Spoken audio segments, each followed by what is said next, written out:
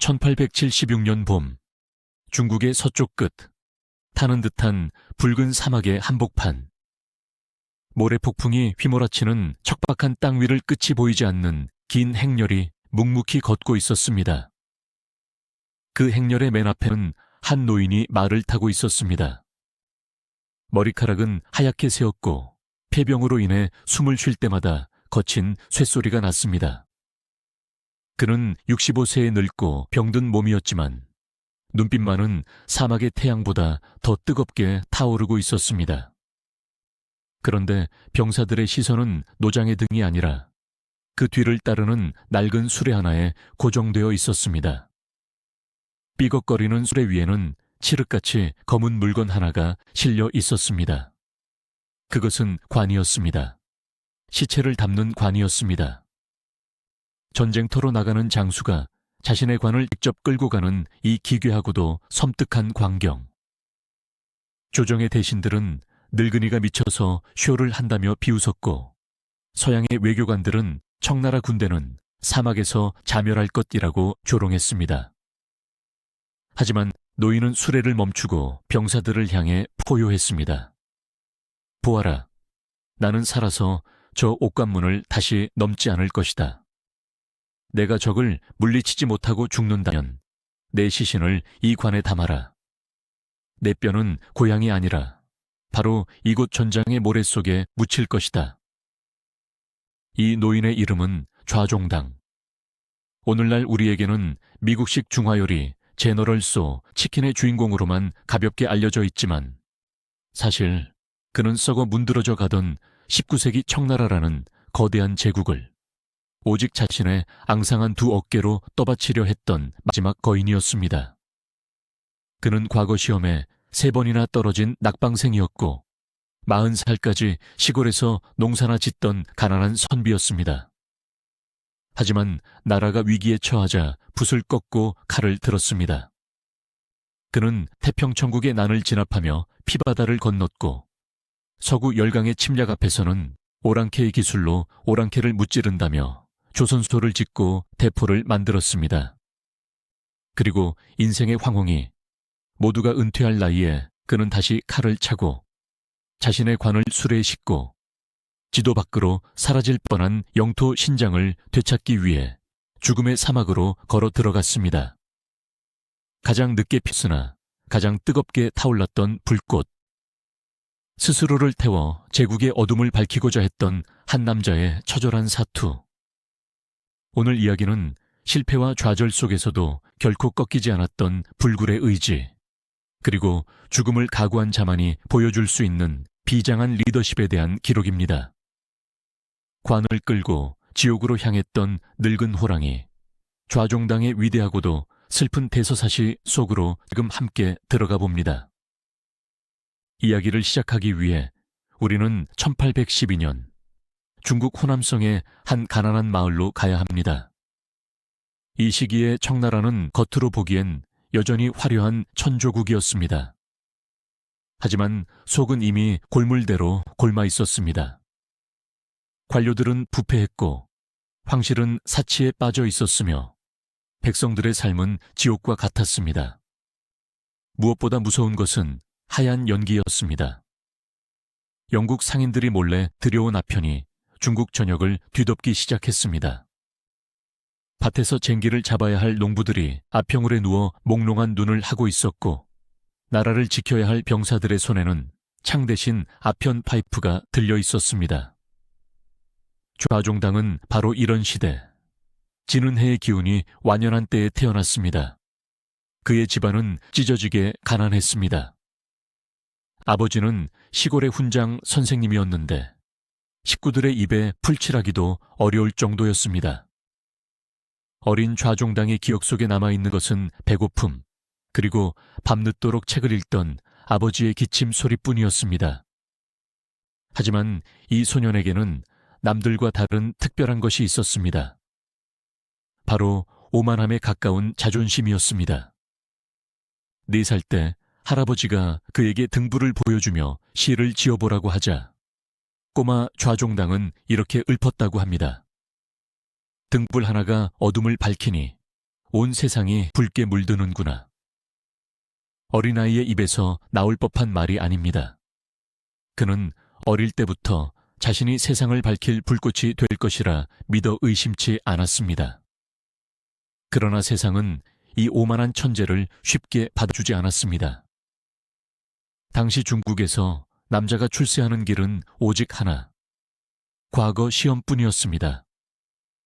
공자의 말씀을 달달 외우고 멋진 문장으로 답안지를 채워야만 관리가 될 수 있었습니다. 좌종당도 20살의 지방시험인 향시에는 합격했습니다. 이때까지만 해도 그의 앞길은 탄탄대로인 줄 알았습니다. 하지만 진짜 지옥은 그 다음 단계인 중앙시험, 회시였습니다. 베이징으로 올라가 황제 앞에서 치르는 이 시험에서 좌종당은 처참하게 무너집니다. 한 번도 아니고 두 번도 아니고 무려 3번이나 낙방합니다. 여러분, 10년입니다. 젊은 시절에 가장 빛나는 10년을 과거 시험 준비에 바쳤는데 결과는 불합격이었습니다. 고향으로 돌아가는 바에 안에서 그는 강물에 비친 자신의 초라한 얼굴을 보며 무슨 생각을 했을까요? 나는 쓸모없는 인간인가? 내 재능은 가짜였나? 가문은 몰락했고 빚쟁이들이 찾아왔습니다. 결국 그는 처가살이를 해야 했습니다. 남자가 처가에 얹혀 산다는 것은 당시 유교 사회에서 죽기보다 싫은 치욕이었습니다. 주변 사람들은 수군거렸습니다. 저 친구 머리는 좋은데 운이 없구만. 글만 읽으면 뭐하나 과거에 붙지를 못하는데. 그때 좌종당은 결심합니다. 좋다. 세상이 나를 알아주지 않는다면 나도 세상을 따르지 않겠다. 그는 공자와 맹자의 책을 덮어버렸습니다. 대신 당시 선비들이 천하게 여기던 잡학 서적들을 펼쳤습니다. 농서, 지리서, 병법. 그는 스스로를 상강의 농사꾼이라 부르며 밭을 갈았습니다. 낮에는 흙투성이가 되어 걸음을 주고 밤에는 촛불을 켜고 지도를 그렸습니다. 특히 그는 지리에 미쳐 있었습니다. 청나라의 영토가 어디까지인지, 서쪽 국경 너머에는 어떤 나라들이 있는지, 산맥은 어떻게 뻗어 있고 강물은 어디로 흐르는지. 그는 마치 자신이 황제라도 된 것처럼 좁은 방구석에 앉아 천하를 경영하는 상상을 했습니다. 친구들이 찾아와 자네 뭐 하는가? 라고 물으면 그는 뻔뻔하게 대답했습니다. 나는 지금 제갈량보다 낫다. 나는 금량이다. 사람들은 그가 미쳤다고 했습니다. 과거에 떨어진 충격으로 허풍쟁이가 되었다고 비웃었습니다. 하지만 훗날 역사는 증명하게 됩니다. 그 좁은 방 안에서 그가 그렸던 지도들이 훗날 멸망 직전의 나라를 구해내는 유일한 설계도가 되었다는 것을 말입니다. 세월은 흘러 좌종당의 나이도 어느덧 37이 되었습니다. 그는 여전히 시골의 가난한 농부였고 세상은 그를 잊은 듯 했습니다. 하지만 운명의 여신은 기가 막힌 타이밍에 그의 문을 두드렸습니다. 1850년 2월, 겨울비가 추적추적 내리는 밤이었습니다. 당시 청나라에는 임칙서라는 전설적인 인물이 있었습니다. 바로 아편전쟁의 도화선이 되었던 영국 상인들의 아편을 몰수해 불태워버린 그 민족의 영웅입니다. 비록 전쟁에 패해 유배를 떠났다가 다시 부름을 받고 돌아오던 길이었죠. 임칙서는 배를 타고 호남성을 지나가다가 이곳에 좌종당이라는 기이한 인재가 있다는 소문을 듣게 됩니다. 호기심이 발동한 임칙서는 배를 멈추고 그를 부릅니다. 초라한 옷차림에 좌종당 배에 올랐습니다. 늙고 병든 영웅 임칙서와 야망만 가득한 시골 선비 좌종당. 두 사람은 밤새도록 술잔을 기울이며 이야기를 나눴습니다. 그런데 대화의 주제가 놀라웠습니다. 신화 문학이 아니었습니다. 그들은 서역에 대해 이야기했습니다. 임칙서가 물었습니다. 서쪽 국경에 러시아의 기세가 심상치 않네. 자네라면 어떻게 하겠는가? 좌종당은 기다렸다는 듯이 대답했습니다. 반드시 지켜야 합니다. 신장을 잃으면 몽골이 뚫리고, 몽골이 뚫리면 베이징이 위태롭습니다. 지금 당장 둔절 설치하고 병사를 길러야 합니다. 임칙선은 깜짝 놀랐습니다. 조정의 고관대작들도 관심 없는 서쪽 변경의 지리와 전략을 이 시골 총우석의 선비가 손바닥 보듯 꿰뚫고 있었기 때문입니다. 새벽이 밝아올 무렵 임칙선은 자신의 품에서 낡은 꾸러미 하나를 꺼내 좌종당에게 건넸습니다. 그것은 그가 유배 생활 동안 피를 토하는 심정으로 정리한 신장 지역의 지도와 자료였습니다. 나는 이제 늙고 병들었네. 내 꿈을 이룰 수 있는 사람은 천하의 자네뿐이야. 이 자료를 자네가 맡아주게. 언젠가 나라에 큰일이 생기면 자네가 이것을 써먹을 날이 올 걸세.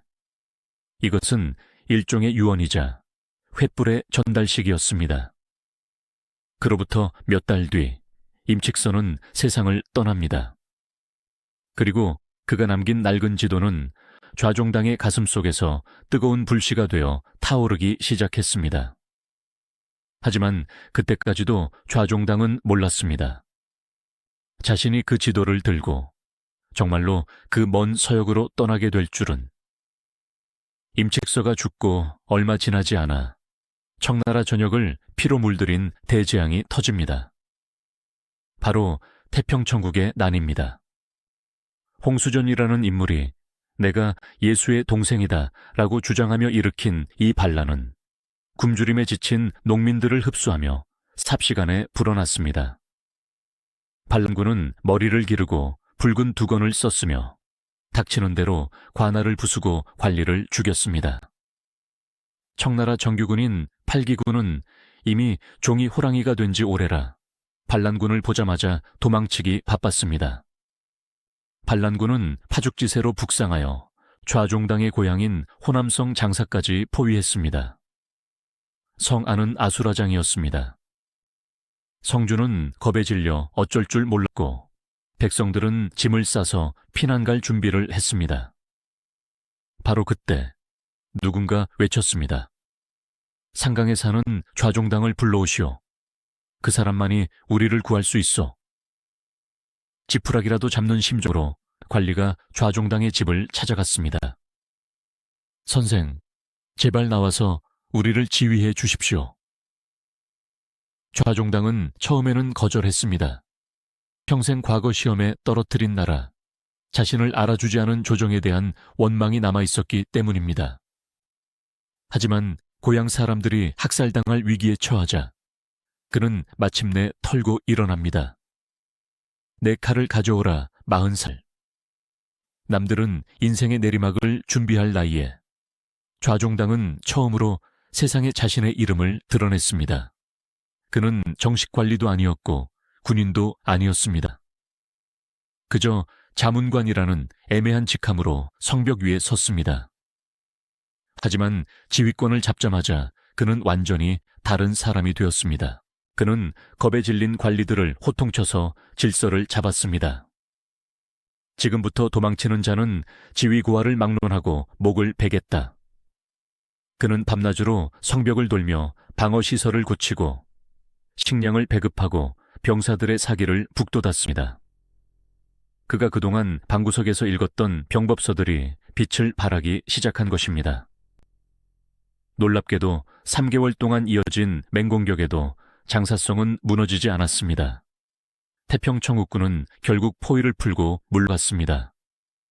이것은 당시 연전연패하던 청나라군에게 기적 같은 승리였습니다.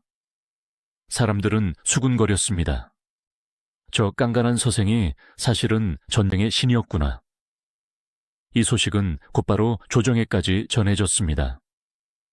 그리고 당시 청나라를 구하기 위해 동분서주하던 또 한 명의 거물, 증국번의 귀에까지 들어갑니다. 증국번은 좌종당과 동양 사람이자 학문적으로는 훨씬 뛰어난 엘리트였습니다. 증국본은 좌종당의 재능을 알아보고 그를 자신의 막녀로 초빙합니다. 이로써 19세기 중국 역사를 뒤흔들 두 거인 증국본과 좌종당의 만남이 이루어집니다. 하지만 이 만남은 협력이 아닌 평생에 걸친 애증과 갈등의 시작이었습니다. 성격이 너무나 달랐던 두 사람, 빈틈없고 신중한 도덕군자 증국본과 불같고 오만하며 실리적인 좌종당. 마치 물과 기름 같은 이 두 사람이 어떻게 손을 잡고 무너져가는 나라를 지탱했을까요?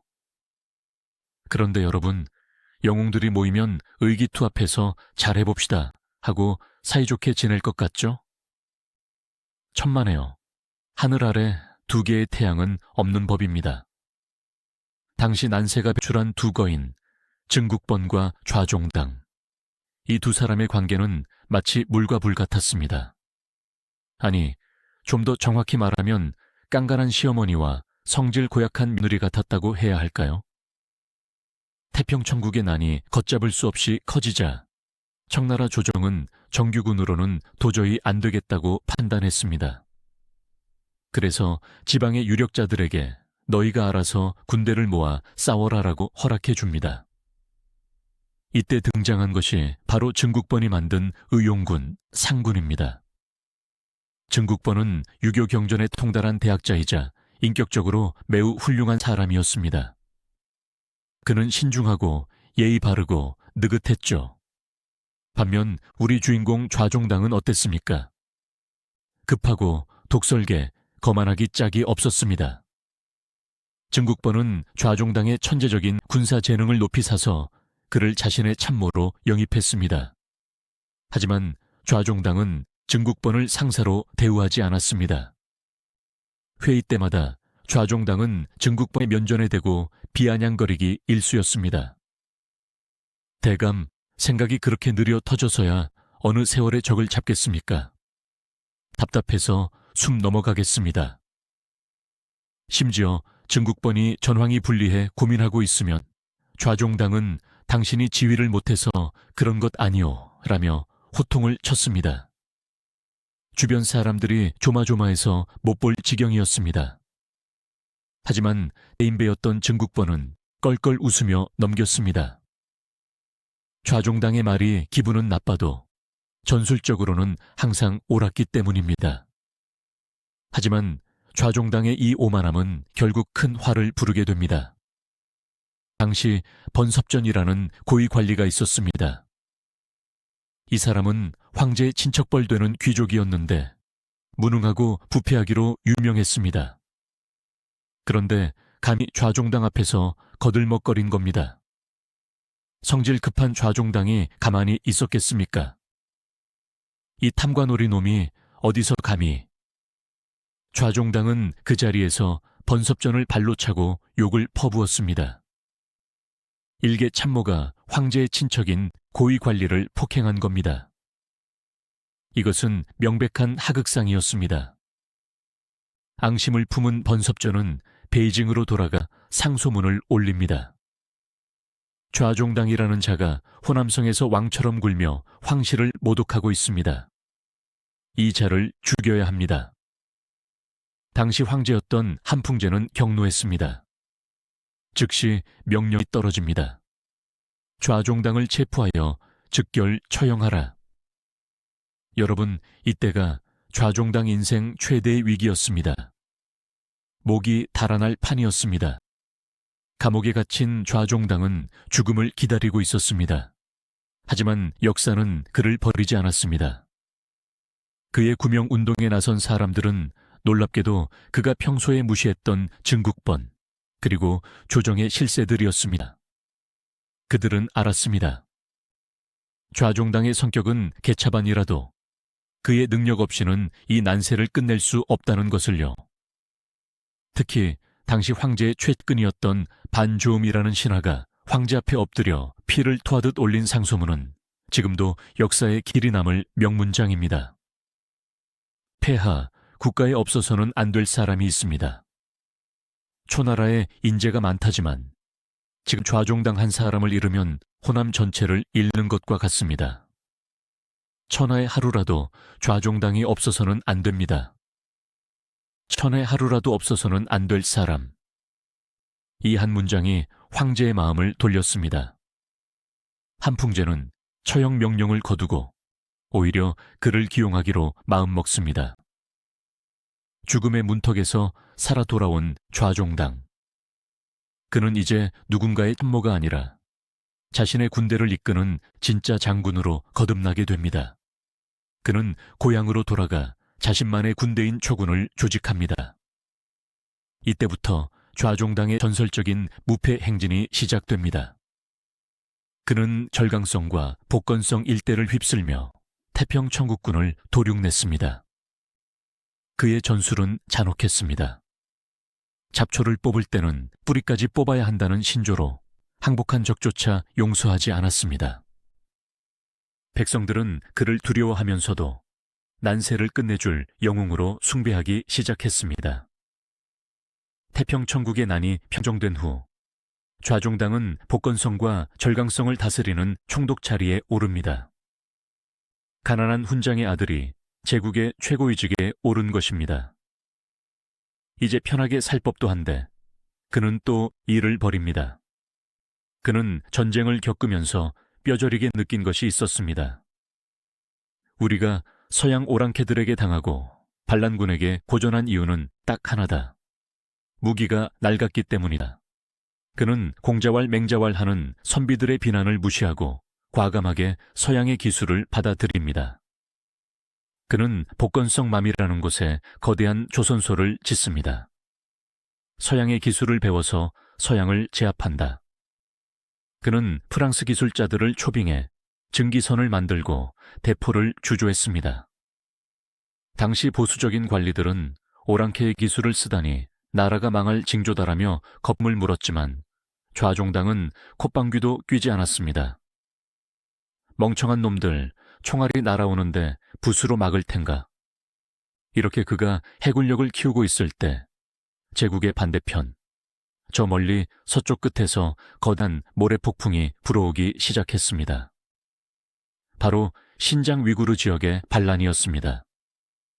당시 중앙아시아의 야심가 야쿠백이라는 인물이 신장에 침입해 청나라 관리들을 몰아내고 이슬람 왕국을 세웠습니다. 뒤에서는 러시아와 영국이 이 야쿠백을 지원하며 호시탐탐 영토를 노리고 있었습니다. 청나라 영토의 6분의 1이 한순간에 떨어져 나갈 위기였습니다. 하지만 조정의 반응은 차가웠습니다. 이미 태평천국의 난으로 국고는 텅 비었고 병사들은 지쳤기 때문입니다. 게다가 바다 쪽에서는 일본과 프랑스가 깐족거리고 있었습니다. 여기서 19세기 중국 역사상 가장 치열했던 논쟁, 이른바 해방 vs 세방 논쟁이 터집니다. 1807-14년 베이징의 자금성, 조정의 분위기는 살얼음판 같았습니다. 황제는 어렸고 실권은 서태후가 쥐고 있었습니다. 신하들은 두 파로 갈라져 으르렁거렸습니다. 한쪽에는 당시 떠오르는 실세, 이홍장이 있었습니다. 그는 현실주의자였습니다. 태후마마, 신장은 황무지입니다. 그곳은 사막과 돌뿐이라 농사도 못 짓습니다. 그 먼 곳까지 군대를 보내려면 돈이 물쓰듯 들어갑니다. 차라리 신장을 포기하고 그 돈으로 해군을 키워 바다를 지켜야 합니다. 일본과 서양 열강은 바다로 옵니다. 이홍장의 말은 매우 설득력이 있었습니다. 당시 청나라의 경제력으로는 두 곳을 다 지킬 수 없었으니까요. 대부분의 신하들도 이홍장의 편을 들었습니다.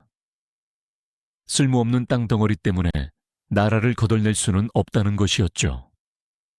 그때 좌종당이 앞으로 걸어 나왔습니다. 그의 눈빛은 늙은 호랑이처럼 형형했습니다. 이홍장의 말은 나라를 팔아먹자는 소리와 다름없습니다. 좌종당의 목소리가 궁궐을 울렸습니다. 신장은 단순한 황무지가 아닙니다. 그곳은 몽골 지키는 울타리입니다. 신장을 내주면 몽골이 위태롭고 몽골이 뚫리면 적들은 곧바로 베이징의 성벽 아래까지 들이닥칠 것입니다. 이것은 팔다리를 잘라내고 심장을 지키겠다는 멍청한 생각입니다. 그는 지도를 펼쳐 보이며 열변을 토했습니다. 조상님들이 피로 넓힌 땅입니다. 지금 우리가 힘들다고 땅을 떼어준다면 훗날 지하에서 조상님들을 어찌 뵙겠습니까? 그리고 한번 땅을 내주면 서양 오랑캐들은 더 많은 것을 요구할 것입니다. 오늘 신장을 주면 내일은 몽골을 달라고 할 것이고 모레는 산시성을 달라고 할 것입니다. 서태후는 고민에 빠졌습니다. 돈은 없는데 좌종당의 말이 너무나도 절실했기 때문입니다. 좌종당은 마지막 승부수를 던집니다. 저를 보내주십시오. 제가 늙고 병들었지만 제 목숨을 걸고 그 땅을 되찾아오겠습니다. 만약 실패한다면 살아서 돌아오지 않겠습니다. 64살. 당시 평균 수명을 훌쩍 넘긴 노인의 비장한 결의. 서태후는 결국 좌종당의 손을 들어줍니다. 좋다. 좌종당, 그대에게 흠차 대신에 직함을 주노라. 가서 서역을 평정하라. 하지만 여기에는 치명적인 함정이 있었습니다. 서태후가 허락은 했지만 정작 가장 중요한 돈은 주지 않았던 것입니다. 국고가 비었으니 군자금은 그대가 알아서 마련하시오. 기가 찰 노릇이었습니다. 수만 명의 대군을 이끌고 사막을 건너야 하는데 돈 한 푼 없이 가라니요. 이것은 사실상 가서 죽으라는 말이나 다름없었습니다. 이용장 파는 뒤에서 비웃었습니다. 저 늙은이가 고집을 부리더니 결국 사막에서 굶어 죽겠구나. 좌종당은 절망하지 않았습니다. 그는 전쟁터에서 잔뼈가 굵은 사람이었습니다. 길이 없으면 길을 만드는 사람이었죠. 그는 상하이로 달려갔습니다. 그리고 자신의 체면이고 뭐고 다 버리고 호섬이라는 거상을 만납니다. 내게 돈을 빌려주시오. 내 개인의 이름으로 빚을 지겠소. 이자는 얼마가 되든 줬소. 서양은행에서 돈을 끌어와 주시오. 청나라의 대장군이 전쟁을 하기 위해 외국 은행에 빚을 지는 역사상 유례없는 일이 벌어졌습니다. 그는 자신의 직위와 목숨을 담보로 막대한 자금을 빌렸습니다. 조정의 관리들은 그를 미친 노인네라고 손가락질했습니다. 하지만 좌종당은 그 돈으로 최신식 대포와 소총을 샀습니다. 그리고 병사들에게 밀린 월급을 주고 두툼한 속옷을 입혔습니다. 모든 준비는 끝났습니다. 1876년 봄, 마침내 출정의 날이 밝았습니다. 병사들의 행렬 끝에 좌종당은 검은 관을 실은 수레를 배치했습니다. 바람이 불어와 그의 하얀 수염을 날렸습니다. 그는 서쪽 하늘을 바라보며 나직이 중얼거렸습니다. 기다려라. 내가 간다. 이제 그는 문명 세계를 떠나 야만과 배신, 그리고 자결하는 태양이 지배하는 죽음의 땅으로 들어갑니다. 과연 이 늙은 호랑이는 사막의 모래폭풍을 뚫고 잃어버린 제국의 영토를 되찾을 수 있을까요? 아니면 그의 말대로 저 검은 관 속에 싸늘한 시신이 되어 돌아오게 될까요? 관을 끌고 사막을 건너는 좌종당의 진짜 모험. 그 처절하고도 위대한 여정은 다음 편에서 계속됩니다. 지난 시간 우리는 64살의 노장군 좌종당이 자신의 목숨을 담보로 막대한 빚을 지고 시신을 담을 관을 앞세워 서쪽으로 떠나는 장면을 목격했습니다. 여러분, 당시 베이징에서 신장 위구르 지역까지의 거리가 얼마인지 아십니까? 무려 5,000리, 약 2,000km가 넘습니다. 지금이야 비행기로 몇 시간이면 가지만 그때는 기차도 트럭도 없었습니다. 오로지 두 다리와 수레바퀴에 의지해 가야 하는 길이었습니다. 그 길은 낭만적인 실크로드가 아니었습니다. 낮에는 살 태울 듯한 태양이 내리쬐고 밤에는 뼈를 깎는 추위가 엄습하는 죽음의 행군이었습니다. 물 한 모금, 풀 한 폭이 찾기 힘든 그곳. 병사들 사이에서는 이런 말이 돌았습니다. 신장으로 가는 길은 하얀 해골이 이정표다.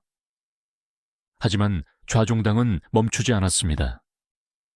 좌종당이 신장에 도착했을 때 상황은 최악이었습니다.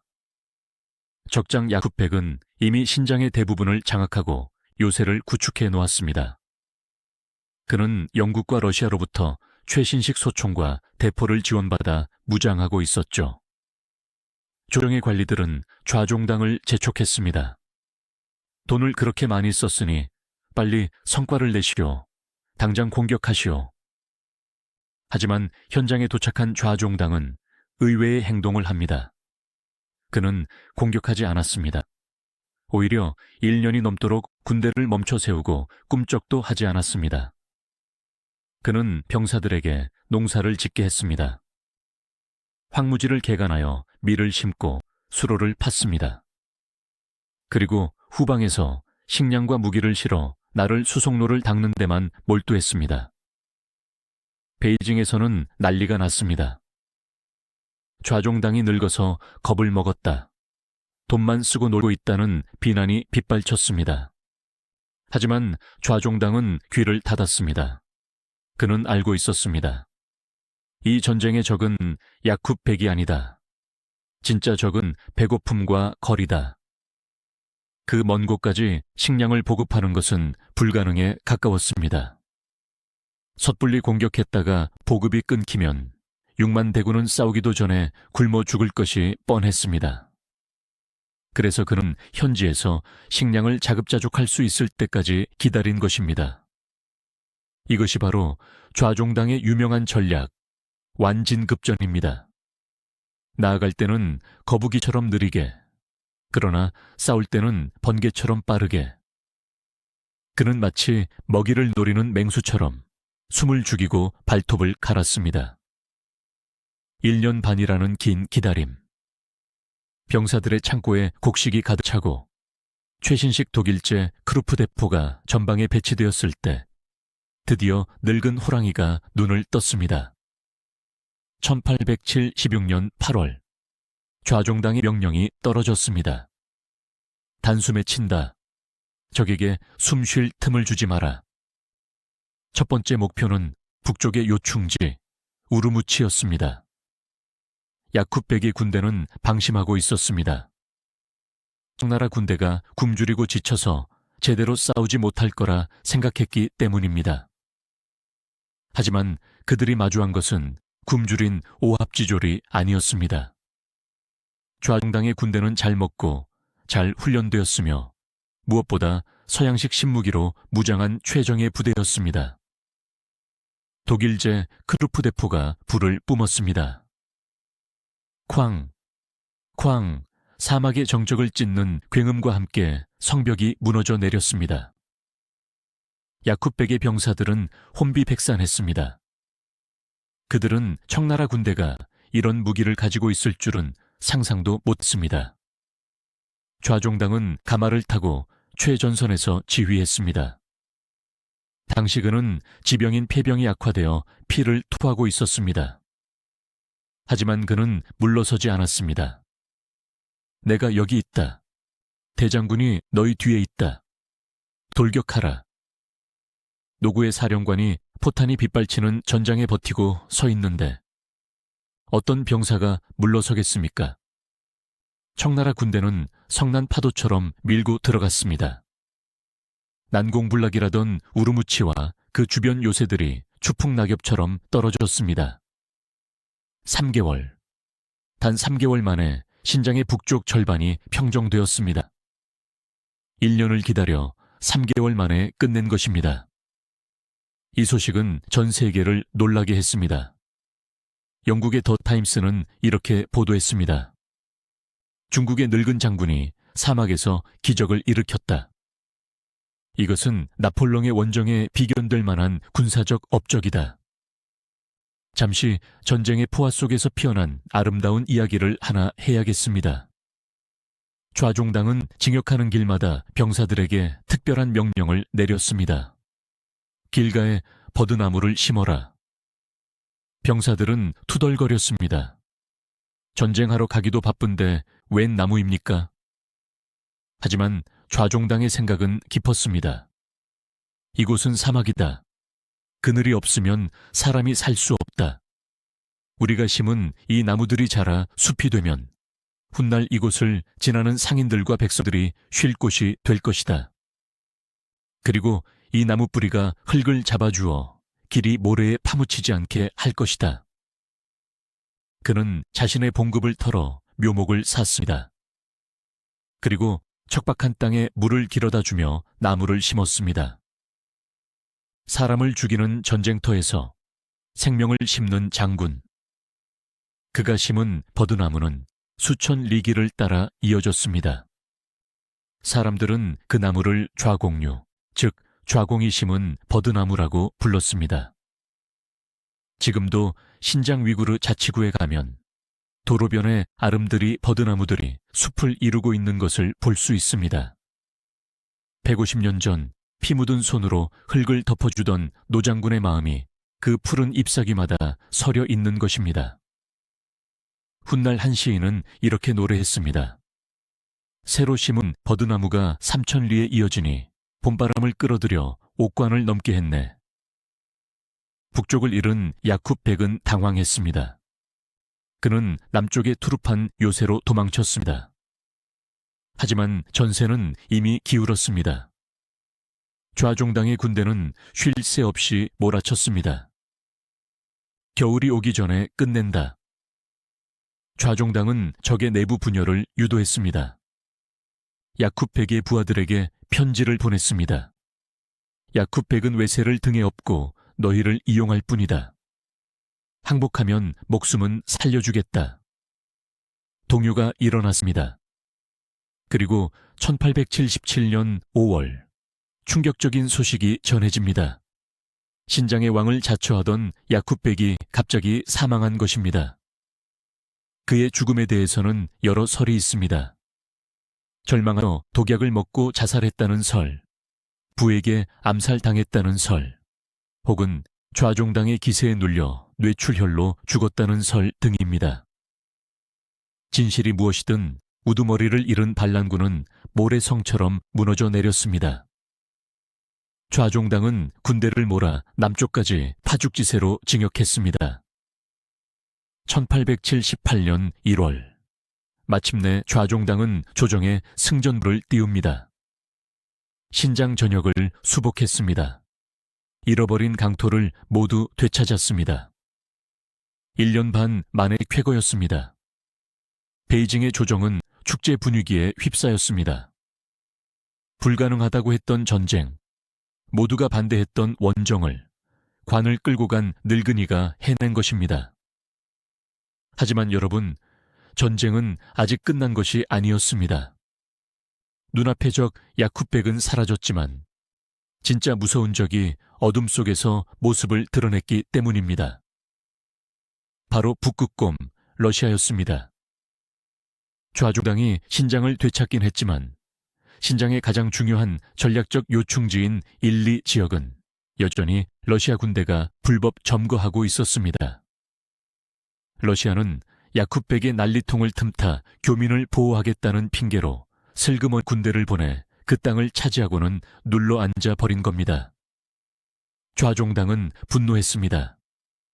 도둑을 쫓아내니 강도가 안방을 차지하고 있구나. 그는 군대를 돌려 1, 2 지역 러시아군 코앞으로 징역했습니다. 상황은 일촉즉발이었습니다. 만약 여기서 총성 한 발이라도 울린다면 그것은 반란군 진압이 아니라 제국주의 열강 러시아와의 전면전이 된 것입니다. 당시 러시아는 세계 최강 대국 중 하나였습니다. 청나라 조정은 겁에 질렸습니다. 이홍장을 비롯한 대신들이 아우성쳤습니다. 좌종당을 말려야 합니다. 러시아와 전쟁이라도 나면 나라가 망합니다. 하지만 좌종당은 다시 한번 자신의 검은 관을 어루만졌습니다. 그는 병사들에게 명령했습니다. 러시아군 진영 바로 앞에 내 막사를 쳐라. 그리고 내 관을 막사 앞에 세워두어라. 그는 러시아군 사령관이 빤히 보이는 곳에서 보란 듯이 차를 마시며 시위를 했습니다. 무력 시위였죠. 내 땅에서 나가지 않으면 이 늙은이와 함께 다 죽는 것이다. 이제 싸움의 양상은 달라졌습니다. 칼과 창의 대결이 아니라 벼랑 끝 전술을 펼치는 외교와 담력의 대결이 시작된 것입니다. 과연 늙은 호랑이는 거대한 북극곰을 상대로 이길 수 있을까요? 그리고 부패하고 겁 많은 청나라 조정은 이 영웅을 끝까지 지켜줄까요? 피보다 더 진한 눈물이 흐르는 마지막 외교 전쟁. 그리고 노장군의 쓸쓸한 뒷모습, 신장 전역을 되찾은 좌종당. 하지만 그의 눈앞에는 야쿠백보다 훨씬 더 거대하고 무시무시한 괴물이 버티고 있었습니다. 바로 불곰, 제정 러시아였습니다. 러시아는 혼란을 틈타 신장의 서쪽 관문이자 가장 비옥한 땅인 1, 2 지역을 슬그머니 집어삼키고는 돌려주지 않고 있었죠. 좌종당은 군대를 몰아 1, 2 코앞까지 징역했습니다. 그리고 러시아군 사령관이 망원경으로 볼 수 있는 위치에 자신의 관을 내어놓고 시위를 벌였습니다. 내 땅을 돌려주지 않으면 이 늙은이의 시체를 넘어서 가야 할 것이다. 하지만 베이징의 조정은 겁에 질려 벌벌 떨고 있었습니다. 당시 러시아는 영국과 어깨를 나란히 하는 세계 최강 대국이었습니다. 청나라가 감히 러시아와 전쟁을, 이것은 계란으로 바위를 치는 격이라 생각했죠. 그래서 조정은 좌종당 몰래 외교관을 파견해 러시아와 협상을 시도합니다. 그런데 이 협상이 천하의 좌종당을 피토하게 만드는 역사상 최악의 매국 조약이 되고 맙니다. 러시아의 상트페테르부르크에 도착한 숭후. 그는 러시아의 화려한 궁전과 위압적인 군대에 그만 기가 죽어버렸습니다. 러시아 관리들은 그를 협박했습니다. 너희가 땅을 내놓지 않으면 우리 군대가 베이징으로 징역할 것이다. 겁에 질린 숭후는 러시아가 내미는 종이에 덜덜 떨며 도장을 찍어버립니다. 이것이 바로 악명 높은 리바디아 조약입니다. 조약의 내용은 기가 막혔습니다. 1, 2 지역을 돌려주긴 하겠다. 하지만 그 중에서 알짜배기 땅 70%는 러시아가 갖는다. 그리고 청나라는 러시아에게 전쟁 배상금 500만 루블을 바친다. 여러분, 이게 무슨 해괴망측한 소리입니까? 도둑이 내 집에 들어와서 물건을 훔쳐갔는데 집주인이 도둑에게 물건 돌려주셔서 감사합니다 하고 돈까지 쥐어주는 꼴이었습니다. 게다가 가장 중요한 땅은 다 내주고 껍데기만 돌려받은 겁니다. 이 소식이 전해지자 중국 전체가 뒤집어졌습니다. 좌종당은 소식을 듣고 너무 분해서 며칠 동안 잠을 이루지 못했습니다. 그는 황제에게 피 끓는 상소문을 올립니다. 폐하, 숭후가 나라를 팔아먹었습니다. 우리가 피를 흘려 싸우는 동안 저들은 붓 한 자루로 강토를 찢어발겼습니다. 숭후의 목을 베어 천에 사죄하고 조약을 당장 파기해야 합니다. 만약 러시아가 거부하면 이 늙은 신하가 결사적으로 싸워 놈들을 몰아내겠습니다. 조정은 딜레마에 빠졌습니다. 조약을 파기하면 러시아와 전쟁이고 그대로 두 잔이 날 꼴이 말이 아니었습니다. 이때 좌종당이 행동으로 보여줍니다. 그는 말뿐인 협박을 하지 않았습니다. 1880년 70살이 된 좌종당. 그는 자신의 사령부를 후방인 숙주에서 최전방인 하미로 옮기겠다고 선언합니다. 하미는 사막 한가운데 있는 곳으로 보급이 어렵고 환경이 혹독하여 젊은 병사들도 버티기 힘든 곳이었습니다. 주변에서 말렸습니다. 장군님, 연세가 있으신데 거기 가시면 돌아가십니다. 제발 후방에 계십시오.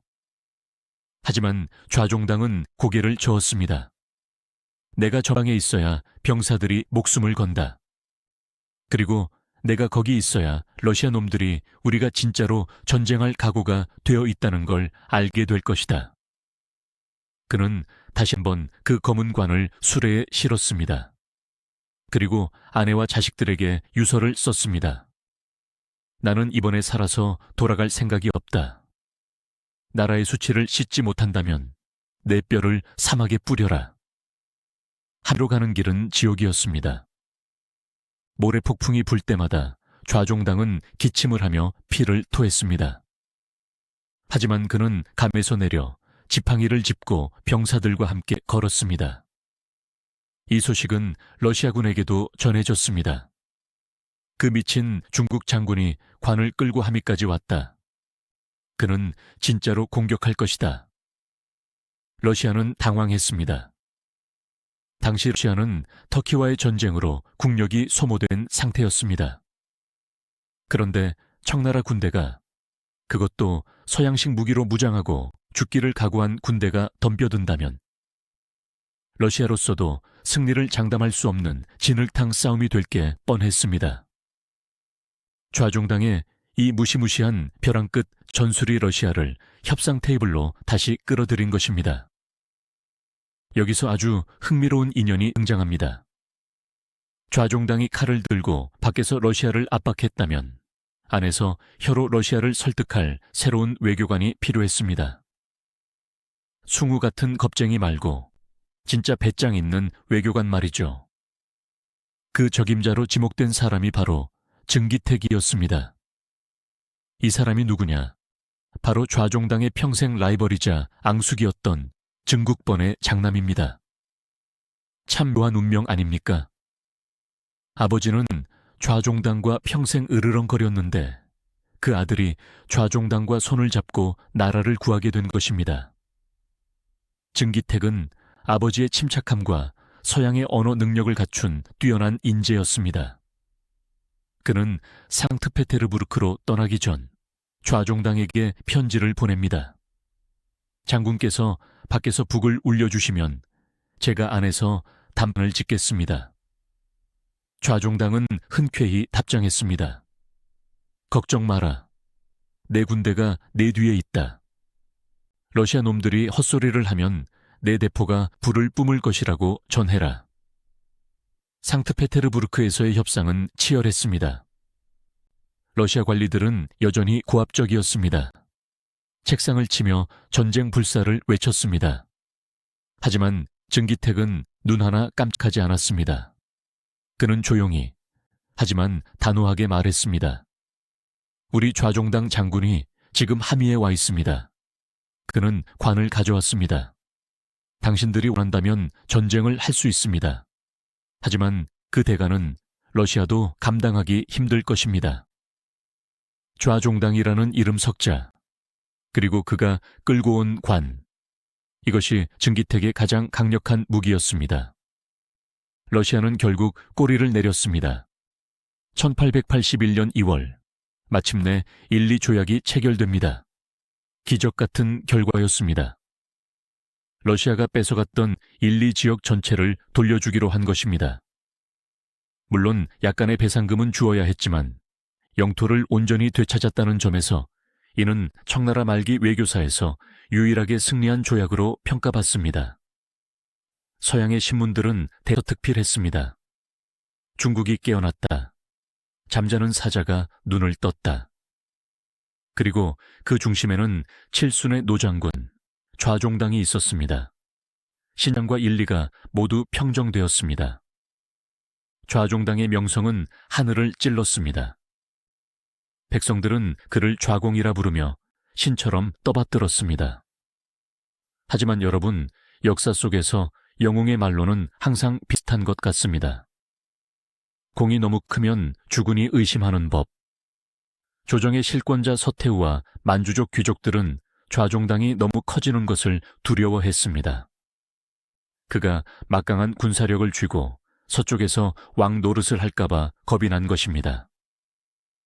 전쟁이 끝나자마자 베이징에서 교지가 날아옵니다. 좌종당은 이제 늙고 병들었으니 궁원을 내려놓고 베이징으로 돌아와 군기 대신을 맡으라. 사실상의 해임, 통보였습니다. 그리고 그가 평생을 바쳐 키운 서북의 군대는 뿔뿔이 흩어지거나 다른 사람의 지휘에 들어갔습니다. 좌종당은 씁쓸하게 웃었습니다. 토끼를 잡았으니 사냥개는 삶아지는구나. 1881년 겨울, 좌종당은 정들었던 신장을 떠납니다. 그가 떠나는 날, 신장의 백성들과 병사들이 길게 나와 엎드려 통곡했습니다. 대감, 우리를 두고 어디로 가십니까? 대감 덕분에 우리가 다시 사람답게 살게 되었습니다. 좌종당은 가마의 커튼을 걷고 자신이 심어놓은 버드나무 숲을 하염없이 바라보았습니다. 앙상했던 묘목들이 어느새 제법 자라가지를 흔들고 있었습니다. 그는 조용히 눈물을 훔치며 시 한 수를 읊조렸습니다. 장군이 떠나는 길 버들피리 소리 구슬픈데 옥관문 밖에는 봄바람이 불어오지 않는구나. 그는 알고 있었을 것입니다. 이것이 마지막이라는 것을. 다시는 이 땅을 밟지 못하리라는 것을 말입니다. 베이징으로 돌아온 좌종당. 그의 몸은 이미 망가질 대로 망가져 있었습니다. 한쪽 눈은 거의 실명 상태였고 다리는 부어올라 걷기조차 힘들었습니다. 그는 이제 조용히 눈을 감고 쉴 자격을 얻었습니다. 누구도 그에게 더 일하라고 할 수 없었습니다. 하지만 역사는 이 지독한 노인에게 쉴 틈을 주지 않았습니다. 서쪽의 폭풍이 가라앉자마자 이번에는 남쪽 바다에서 또 다른 늑대가 이빨을 드러냈습니다. 바로 프랑스였습니다. 프랑스가 베트남을 식민지로 삼고 중국의 남쪽 국경인 운남성과 광서성을 위협하기 시작한 것입니다. 청불전쟁의 서막이었습니다. 조정은 또다시 패닉에 빠졌습니다. 누가 프랑스를 막을 것인가? 이홍장? 그는 싸우기 싫어한다. 다른 장군들? 그들은 무능하다. 결국 황실의 눈은 또다시 병석에 누워있는 72세의 좌종당을 향했습니다. 좌종당, 그대가 다시 한번 나가주어야겠소. 여러분이 좌종당이라면 어떻게 하시겠습니까? 나를 팽할 때는 언제고 이제 와서 또 부려먹느냐 하고 거절할 수도 있었습니다. 하지만 좌종당은 부축을 받고 비틀거리며 일어났습니다. 오랑캐가 내 나라를 짓밟는데 내가 어찌 누워서 죽음을 기다리겠는가? 마지막 전쟁. 자신의 관을 끌고 갈 힘조차 남지 않은 늙은 호랑이가 마지막 한 방울의 피를 태우기 위해 남쪽 바다로 향합니다. 과연 그의 마지막 포효는 프랑스군을 멈춰 세울 수 있을까요? 그리고 그는 어떤 모습으로 생을 마감하게 될까요? 신장의 사막을 건너고 러시아의 불곰을 물리치고 돌아온 영웅. 이제 이른이 넘은 그에게 남은 것은 병든 몸과 얼마 남지 않은 시간뿐이었습니다. 하지만 하늘은 참으로 무심했습니다. 이 노인이 편안히 눈을 감도록 내버려 두지 않았습니다. 1814년 중국의 남쪽 바다에서 또다시 포성이 울립니다. 이번 적은 프랑스였습니다. 베트남을 집어삼킨 프랑스가 이제 중국의 앞마당인 복건성과 대만을 노리고 들어온 것입니다. 이때 좌종당의 나이 72세. 폐병은 깊어졌고 눈은 침침했으며 걷기조차 힘들었습니다. 하지만 그는 황제의 부름에 주저없이 관복을 입었습니다. 가족들이 울며 말렸습니다. 아버님, 이번에는 정말로 돌아가십니다. 제발 가지 마십시오. 좌종당은 앙상한 손으로 아들의 손을 잡고 말했습니다. 내가 살아있는 한 오랑캐의 말발굽이 내 조국의 땅을 더럽히게 둘 수는 없다. 이것이 내 마지막 싸움이다. 좌종당이 남쪽으로 내려가던 도중 청천벽력 같은 소식이 날아듭니다. 바로 마미해전의 패배 소식이었습니다. 기억하십니까? 20년 전 좌종당이 서양을 이기려면 우리도 배를 만들어야 한다며 복건성에 조선소를 짓고 해군을 키웠던 것을요. 그가 피땀 흘려 만든 그 남양 함대가 프랑스 함대의 기습 공격을 받았습니다. 결과는 참혹했습니다. 단 30분. 프랑스 함대의 압도적인 화력 앞에 청나라 함대는 손도 제대로 써보지 못하고 괴멸당했습니다. 11척의 군함이 침몰했고 700명이 넘는 병사가 수장되었습니다. 좌종당이 그토록 애지중지 키웠던 근대화의 꿈이 허무하게 바닷속으로 가라앉은 것입니다. 뒤늦게 현장에 도착한 좌종당. 그는 빗속에서 불타버린 조선소와 바다 위에 떠다니는 나무 조각들을 보았습니다. 그것은 마치 자신의 자식들이 불에 타 죽은 것을 보는 심정이었을 것입니다. 그는 갯벌에 주저앉아 통곡했습니다. 내가 늦었다. 내가 너무 늦었어. 저 아이들을 내가 죽였구나. 그의 입에서 피가 왈칵 쏟아져 나왔습니다. 평생을 강철 같던 그였지만 이 순간만큼은 무너져 내릴 수밖에 없었습니다. 하지만 좌종당은 거기서 멈추지 않았습니다. 그는 피 묻은 입가를 닦아내며 일어섰습니다. 해전에서는 졌지만 육지에서는 어림없다. 그는 남은 병력을 긁어모아 방어선을 쳤습니다. 프랑스군이 상륙하지 못하도록 해안가를 요새화했습니다. 프랑스군 사령관도 좌종당이 도착했다는 소식을 듣고 긴장했습니다. 신장에 호랑이가 왔다는 소문에 프랑스 병사들도 섣불리 덤비지 못했습니다. 좌종당은 죽음을 앞둔 사람처럼 보이지 않았습니다. 그는 밤새 지도를 보고 병사들을 독려했습니다. 그의 존재만으로도 무너졌던 청나라 군대의 사기가 다시 살아났습니다. 실제로 대만과 복건성 일대에서 청나라 군대는 프랑스군을 상대로 꽤 잘 싸웠습니다. 진남관 전투에서는 큰 승리를 거두기도 했죠.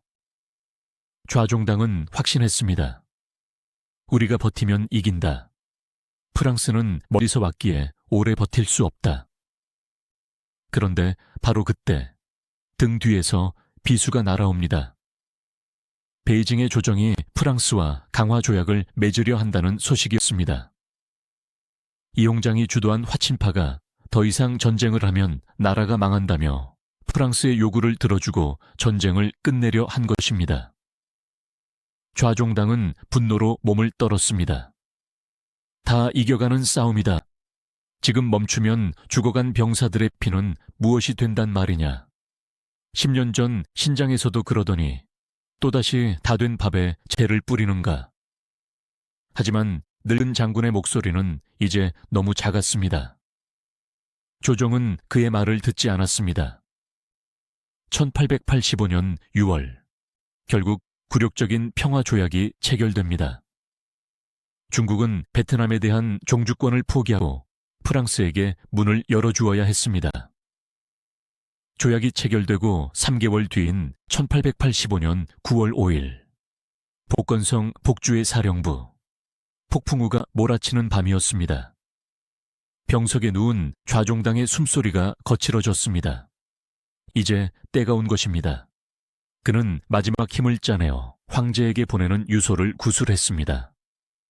이 늙은 신하는 나라의 은혜를 다 갚지 못하고 갑니다. 베트남을 잃고 바다를 내주었으니 죽어서도 눈을 감지 못할 것입니다. 부디 폐하께서는 군사를 기르고 나라를 부강하게 하시어 훗날의 치욕을 씻으소서. 그리고 그는 혼미한 정신 속에서도 헛손질을 하며 외쳤습니다. 출격하라. 적들을 쳐라. 그것이 마지막이었습니다. 향년 73세. 청나라를 지탱하던 최후의 거목이 비바람 치는 밤 쓸쓸히 쓰러졌습니다.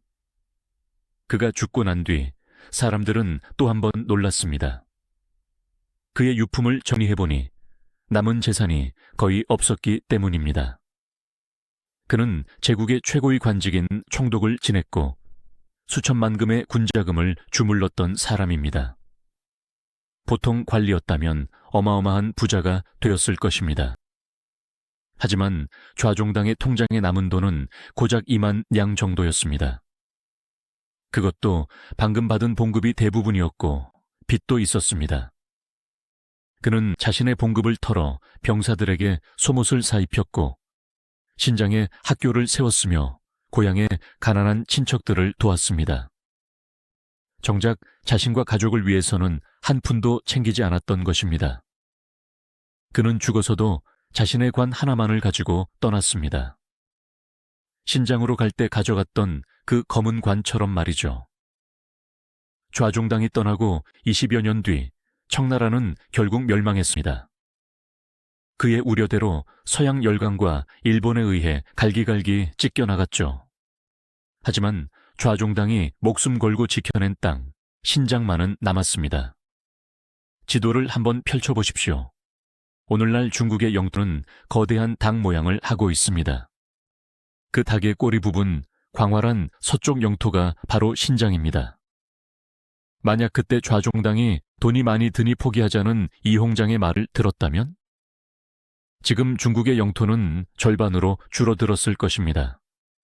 그리고 그가 사막길에 심었던 버드나무, 좌공류, 150년이 지난 지금도 그 나무들은 거대한 고목이 되어 사막의 모래바람을 막아주고 있습니다. 현지 사람들은 지금도 그 나무 그늘 아래서 땀을 식히며 이 나무는 좌공이 심으신 거야라고 이야기합니다. 그는 단순히 땅을 지킨 것이 아닙니다. 그는 무너져가는 시대 속에서도 안 되는 것은 없다.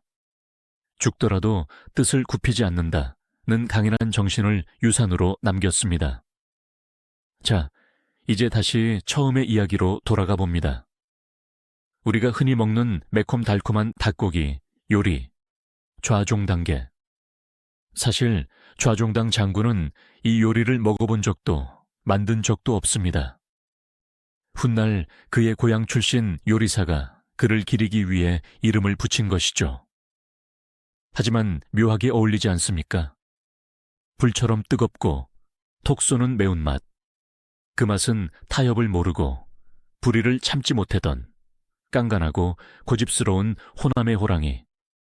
좌종당의 성격과 꼭 닮았습니다. 그의 인생은 실패의 연속이었습니다. 과거 시험에 3번이나 떨어졌고 나치살까지 농사꾼이었으며 관직에 나가서도 늘 비난받았습니다. 심지어 죽는 순간에도 그는 실패했다고 자책하며 눈을 감았습니다. 하지만 역사는 그를 실패자로 기억하지 않습니다. 모두가 안 된다고 할 때 관을 끌고 나간 용기, 모두가 버리자고 할 때 내 조상의 땅이다 라며 지켜낸 뚝심. 우리는 살면서 수많은 타협의 순간을 마주합니다. 이 정도면 됐어. 현실이 그렇잖아. 남들도 다 그렇게 살아. 그렇게 포기하고 싶을 때 칠흑 같은 사막 한가운데서 이걱거리는 수레를 끌고 묵묵히 걸어가는 늙은 장군의 뒷모습을 떠올려 보십시오.